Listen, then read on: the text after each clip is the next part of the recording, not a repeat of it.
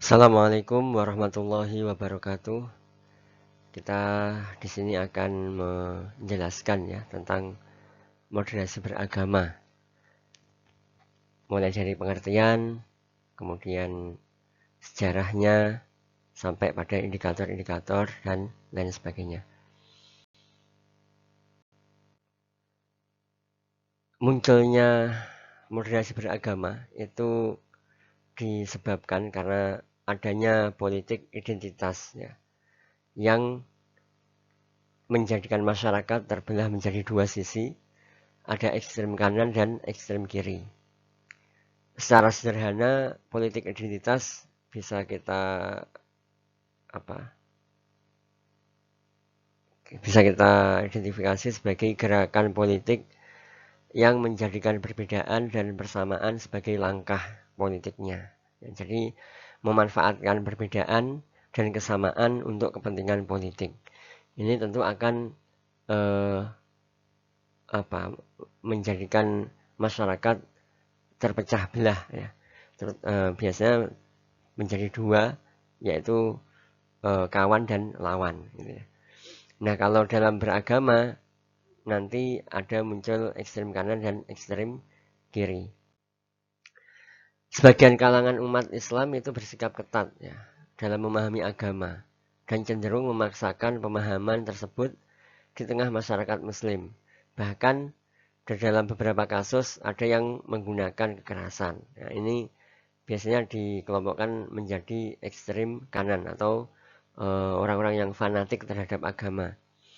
Di sisi lain, itu masyarakat beragama ada yang bersikap longgar nah, dan tunduk pada perilaku serta pemikiran negatif yang berasal dari budaya dan peradaban lain. Ya. Biasanya ini yang ekstrem kiri, ya, sekuler dan liberal. Ya. Terlalu longgar, terlalu bebas. Ya. Nah, ini menjadi ancaman terbesar yang dapat memecah belah sebagai sebuah bangsa adalah konflik yang berlatar belakang agama. Ya. Sehingga perlu adanya moderasi beragama. Ya. Apa itu moderasi? Kalau beragama kita tentu sudah memahami, sedangkan untuk moderasi dari segi istilah ya kita sering mendengar atau mengetahui istilah moderator dalam sebuah diskusi. Moderator itu adalah orang yang tugasnya menengahi dalam proses tukar pendapat, tidak memihak siapapun atau pendapat apapun. Jadi bisa dikatakan moderator itu adalah orang yang menengahi. Moderasi sama ya, adalah jalan tengah. Ini untuk memudahkan menghafal bahwa moderasi ya jalan tengah. Ya.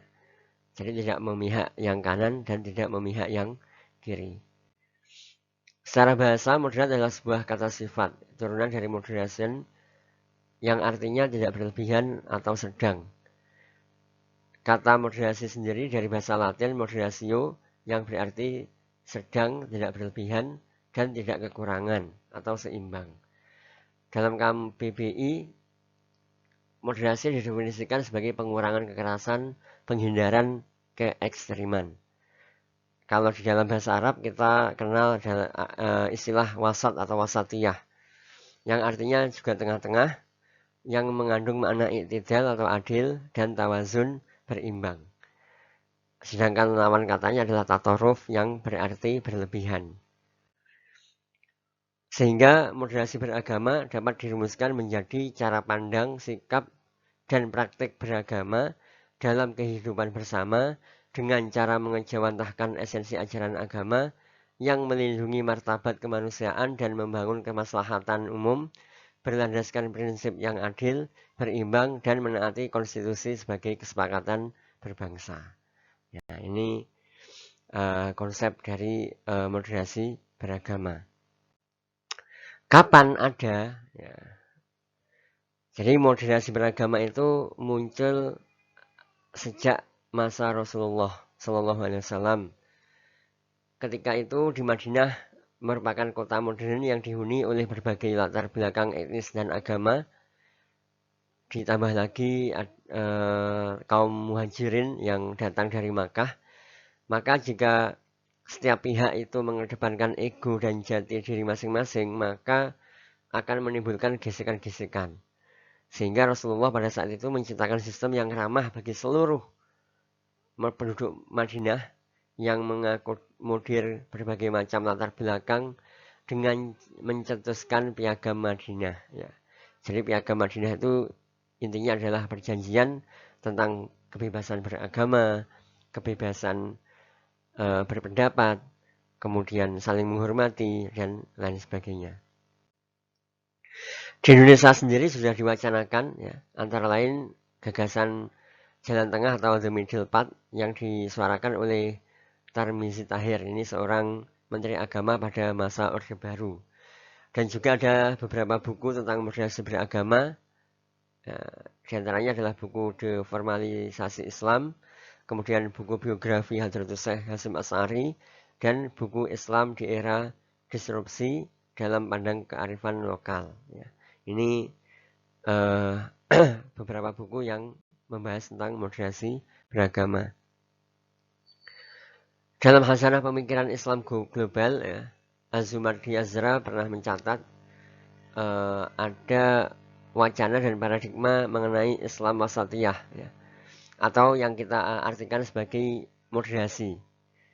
Ini berkembang sejak awal abad 20, ya. Di antara pemikirnya dari dunia Arab adalah Muhammad Rasid Ridho, Muhammad Al-Madani, Muhammad Saltut, kemudian Yusuf Qardawi, dan Wahbah Zuhaili. Nah, untuk Kemenak sendiri pada tahun 2019 meluncurkan buku yang berjudul Moderasi Beragama. Ya. Ini bisa di-download secara gratis, ya, di internet. Kemudian kapan, ya, cara pandang, sikap, dan praktek keagamaan seseorang itu dapat dianggap sebagai ekstrem? Di sini ada tiga, ya, yang menjadi indikasi seseorang itu dianggap sebagai ekstrem. Yang pertama adalah mencederai nilai luhur kemanusiaan. Ya, jadi melanggar kemanusiaan. Ya. Kemudian yang kedua, melabrak kesepakatan bersama dalam kehidupan bermasyarakat dan bernegara. Ini lebih pada aturan-aturan adat yang berlaku di masyarakat. Dan yang ketiga, melanggar ketentuan hukum yang menjadi paduan bermasyarakat dan bernegara. Ini lebih pada ke undang-undang dan konstitusi. Ya, jadi melanggar undang-undang. Ini ketika seseorang itu melakukan tiga hal ini, sebenarnya dia bisa dikatakan sebagai ekstrim. Nah, ini contohnya, ya. Di gambar ini ada orang yang membuang sesajen, ya, di kawah Merapi, menendang nih, ya. Jadi dia tidak menghargai atau menabrak kesepakatan yang berlaku di masyarakat, ya.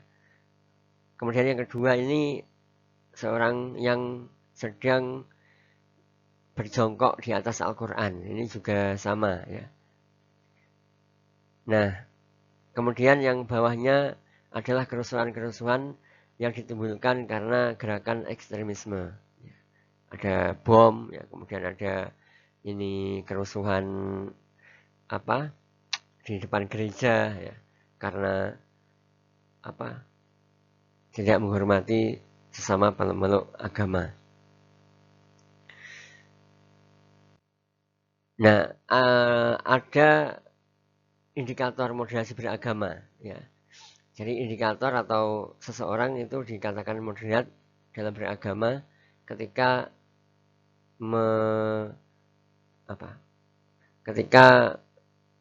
melakukan empat hal ini, ya. Pertama, komitmen kebangsaan, ya. Kemudian komitmen kebangsaan artinya kita harus harus percaya bahwa Pancasila, ya, dasar-dasar negara itu sebagai yang paling baik, yang paling cocok, ya, termasuk UUD 45 dan lain sebagainya. Kemudian toleransi, saling menghargai, ya. Anti kekerasan, ya. Jadi dalam urusan apapun kita selesaikan dengan damai, dengan musyawarah. Dan yang keempat, penerimaan terhadap tradisi atau penghormatan, ya, terhadap tradisi. Artinya kita harus menghormati tradisi-tradisi masyarakat yang baik, yang berlaku pada saat ini. Kemudian ada 7 ya, muatan pesan keagamaan dalam moderasi beragama. Yang pertama adalah menjaga keselamatan jiwa. Ya, ini harus kita utamakan. Kemudian menjunjung tinggi keadaban mulia. Kemudian menghormati harkat dan martabat manusia. Memperkuat nilai moderat. Mewujudkan perdamaian. Menghargai kemajemukan, ya, dan perbedaan. Yang terakhir adalah menaati komitmen berbangsa. Nah, ini adalah pesan-pesan yang terkandung dalam moderasi beragama. Kemudian ini fenomena ya di perguruan tinggi ya, terkait moderasi beragama.